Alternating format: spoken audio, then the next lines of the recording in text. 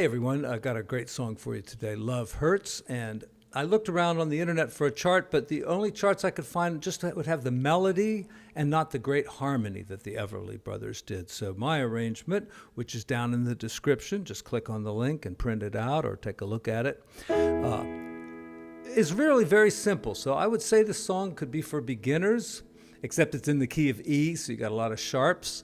I think I will transpose it on my software to the key of C. That might make it easier, but I like to do songs in the original key. So I'm just going to do little bits of it so I don't lose my, so I don't get hit with the copyright thing. So I played the intro.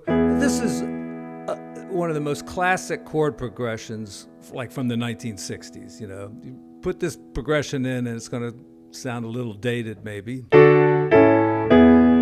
know, I can hear Pete Townsend playing those chords, you know, open chords on the guitar, D, A, E, you know, they just sound so great.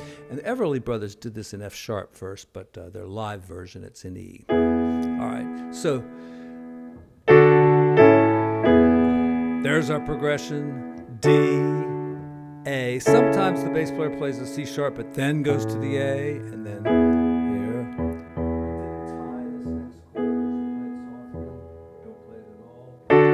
then to support the harmony of like that, we have to have a B7 there, and that's what they do.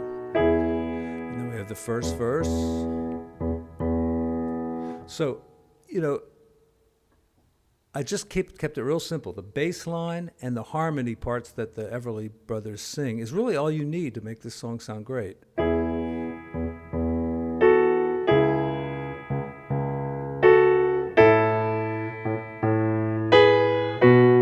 Those are like little country riffs.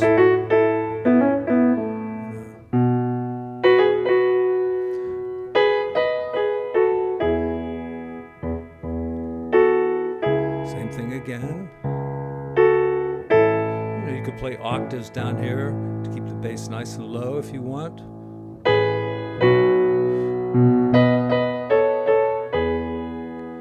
And here, if you're in the key of E, you really have to call this a G sharp because it's the 3 chord. And, you know, if you build a chord from G sharp, a major chord, G, B, D, right? G, B, and D. So if you go up a half step, you have to still call them G sharp, B sharp. That's B sharp. And that would be D sharp. So that's why it's written this way. And you see it's a third, so, I mean, it could have written it as A flat, but that just would not be technically correct. All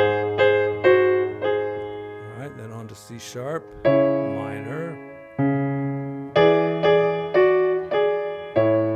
And notice how they use all these great different intervals. And it's not just thirds that they're singing with, but they use fourths, they use fifths, they use sixths, and of course thirds. So let's do this line again.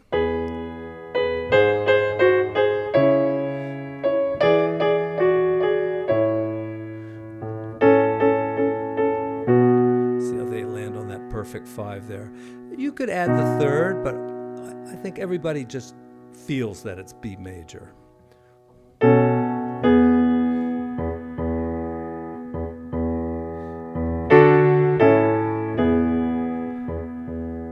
And then we repeat the verse.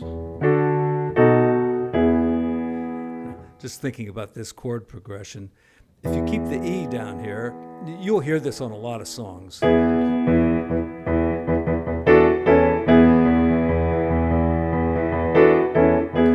I can't think of what songs they are, but like Neil Diamond's got some like this, The Who's got some. Get that guy David Bennett, whatever his name is, that puts up like 50 songs that have this chord progression in it.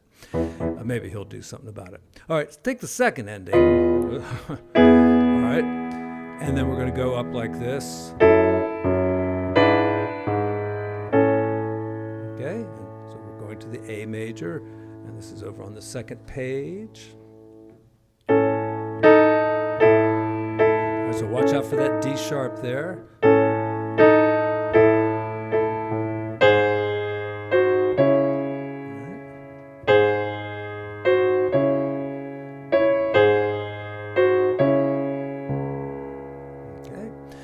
we get to the 2 chord in key of E. The 2 chord is generally an F sharp minor, because that's what the key signature would lead you to believe, but here we're using the major chord, and so we have to put that A sharp in. We'll do that again correctly.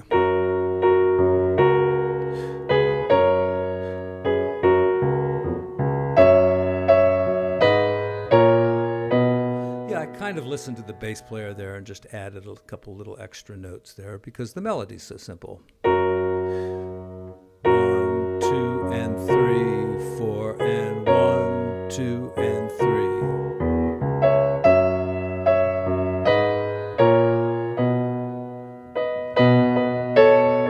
And then we go back to that sign over there on the first page. Go through that again. Down here it says to the coda, so we play the coda just like the intro.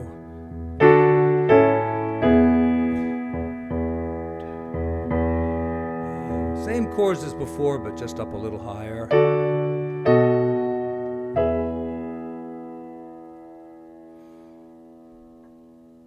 All right, I hope you all enjoy this great song by the Everly Brothers and Boudleaux Bryant.